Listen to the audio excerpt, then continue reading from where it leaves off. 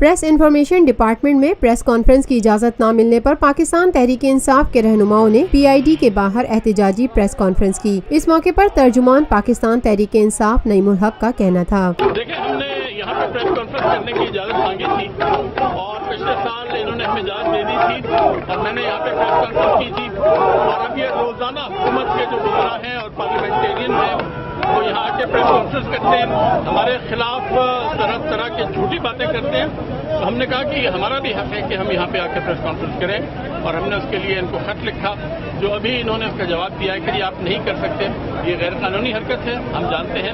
ہم انشاءاللہ اس کے خلاف پٹیشن داخل کریں گے، اور اگر حکومت نے دوبارہ یہاں پریس کانفرنس کی اس کے فوراً بعد ہم یہاں پہ دوبارہ آئیں گے۔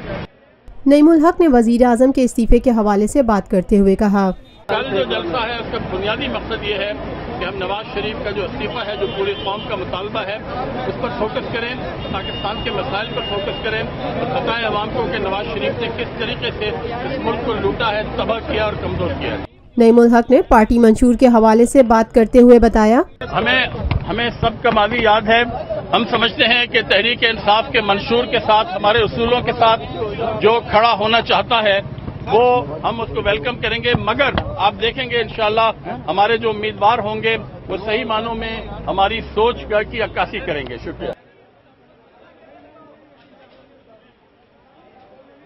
Lotus Lake Towers, a groundbreaking endeavor by Lotus Properties.